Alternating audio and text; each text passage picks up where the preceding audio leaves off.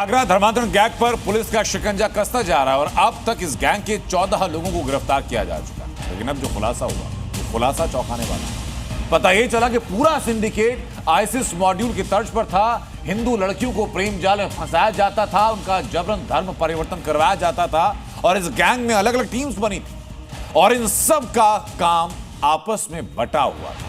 ये अब्दुल रहमान का लड़का है और दूसरा अब्दुल रहीम, ये भी अब्दुल रहमान का लड़का है। इन दोनों को भी पुलिस ने अरेस्ट किया। आगरा का आईएस मॉडल, हिंदू लड़कियां रहमान की टू।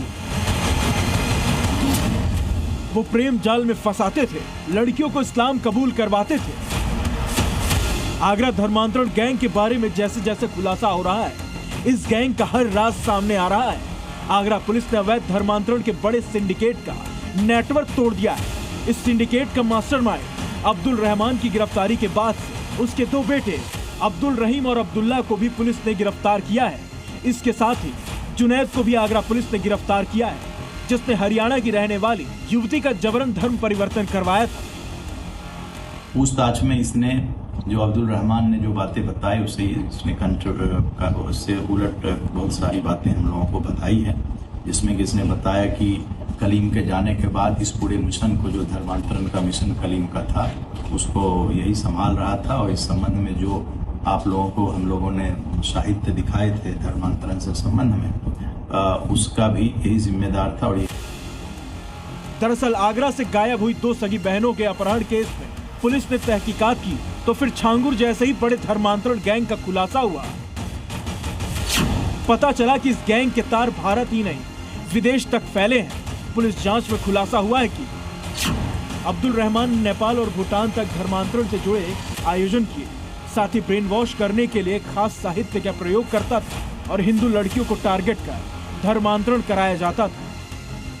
तीनों अभियुक्त जो हैं उन्होंने ये बताया कि उनका यह काम था। उसकी जो खुद की भी एक पत्नी है, वो भोपाल की रहने वाली है, वो भी हिंदू है, वो भी कन्वर्टेड है। और इस संबंध में हम लोगों के पास जो डॉक्यूमेंट्स मिले, इसके कब्जे से 2 कार्टून बेहद संदिग्ध मिले, इस्लामिक साहित्य मिले और मोबाइल फोन भी बरामद हुए। पुलिस की जांच में यह भी खुलासा हुआ है कि आगरा का धर्मांतरण गिरोह आईएस मॉडल की तरह काम करता था और आगरा गिरोह के हर सदस्य का काम बटा था। ब्रेन वॉश के लिए विशेष टीम थी, फंडिंग के लिए भी कई टीमें थी, गिरोह के गुर्गों को सुरक्षा दिलाने के लिए भी एक टीम थी, एक टीम कानूनी राय दिलाने के लिए काम करती थी, एक टीम नए फोन और सिम देने का काम करती थी। हिंदू लड़कियों को जाल में फंसाने के लिए अलग टीम थी।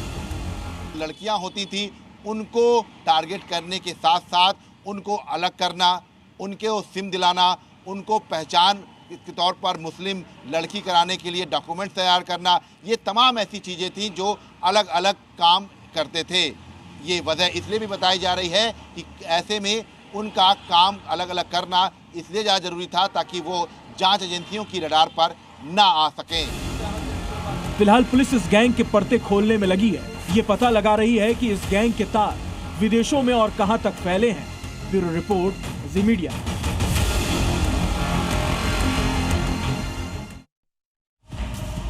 वहीं धर्मांतरण के आरोप में गिरफ्तार छांगुर के खेल में कितने लोग शामिल थे, इस पर लगातार एक के बाद एक परतें खुलती जा रही, कार्रवाई तेज होती जा रही।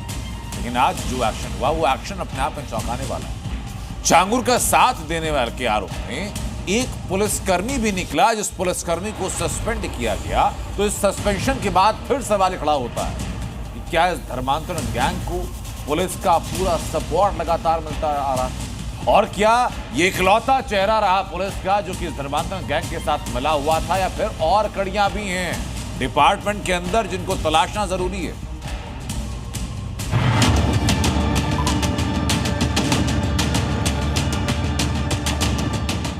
क्या छांगुर की पुलिस के साथ सांठगांठ थी?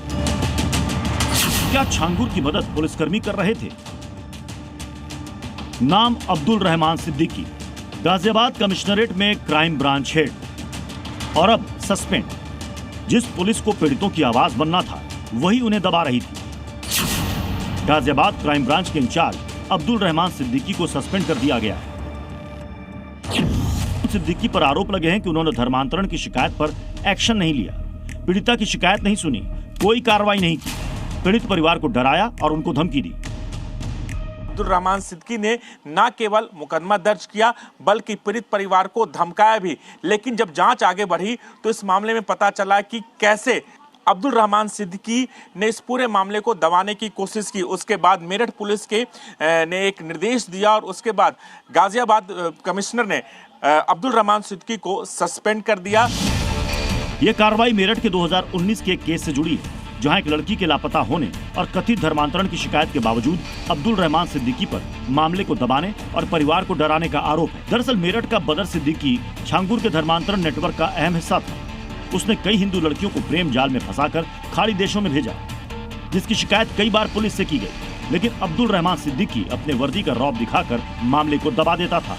उत्तर प्रदेश के सबसे बड़े नेक्सस, धर्मांतरण के नेक्सस और छांगुर बाबा से मिली भगत और एक युवती को धमकाने के प्रकरण में अब अब्दुल रहमान सिद्दीकी पर गाज गिज गई है। बताया जा रहा है कि 2019 में मेरठ की एक युवती के अपहरण के मामले में अब्दुल रहमान सिद्दीकी ने पीड़िता और उसके परिवार को धमकाया था। ऐसे में अब मेरठ पुलिस के जो उस वक्त प्रभारी थे सिविल लाइन के अब्दुल रहमान सिद्दीकी को गाजियाबाद में सस्पेंड कर दिया गया है। धर्मांतरण के नेक्सस में मिली भगत और पीड़िता को धमकाने के मामले में ये पूरी कार्रवाई देखी गई। मतलब साफ है, छांगुर की गैंग में वर्दी वाले भी शामिल थे जो उसकी मदद किया करते थे। और अब एटीएस इस बात की जांच कर रही है कि आखिर छांगुर के और कितने मददगार हैं। ब्यूरो रिपोर्ट, जी मीडिया।